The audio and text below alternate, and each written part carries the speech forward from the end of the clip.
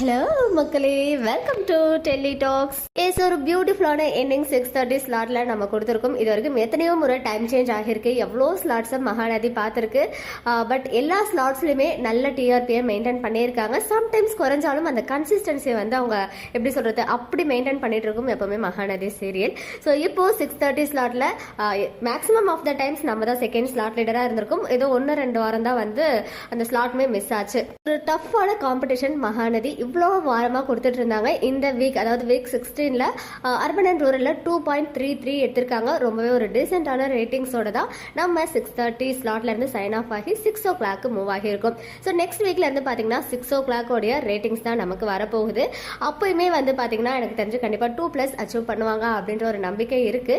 But இப்போ அந்த slot வந்து ரொம்ப மோசமாயிடுச்சு. பார்த்தீங்கன்னா 1.0ல இருக்காங்க. ஸோ அங்கேருந்து ஒரு 1.5 வந்தாலே அது வந்து ஒரு நல்ல ஸ்டார்ட் தான் எம்என்க்கு. ஸோ எல்லாருமே வந்து டிவியில் பார்த்து சப்போர்ட் பண்ணுங்க.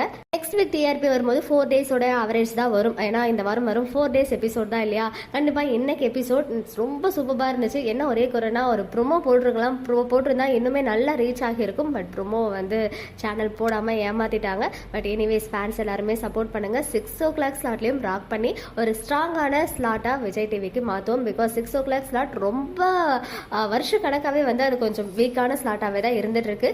ஸோ ஸ்ட்ராங்கான ஸ்லாட்டாக நம்ம தான் மாற்றணும். அப்போதான் வந்து நம்ம எம்என்மே வந்து லாங் ரன்னாக போகும். இன்னொரு விஷயமும் வந்து சொல்லணும்னு நினச்சேன்.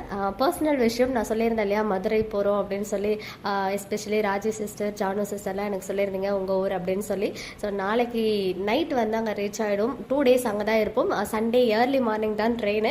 ஸோ எனக்கு என்ன டவுட்னா, அங்கே வந்து இப்போது சித்திரை திருவிழா நடந்துட்டுருக்கு, ரொம்ப க்ரௌடாக இருக்கும் அப்படின்னு நானுமே வந்து ஆன்லைன்லலாம் பார்த்தேன். ஸோ குழந்தைங்களெல்லாம் கூப்பிட்டு வரதுனால அவ்வளோ க்ரௌடாக இருக்குமா, சேஃபாக, அதெல்லாம் கொஞ்சம் நீங்களும் சொன்னீங்கன்னா நல்லாயிருக்கும். பிகாஸ் எங்களுக்கு தெரிஞ்சவங்க வேறு யாருமே மதுரையில் கிடையாது.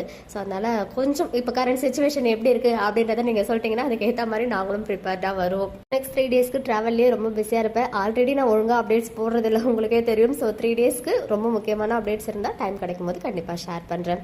ஓகே மக்களே, நெக்ஸ்ட் வீடியோவில் மீட் பண்ணுறேன்.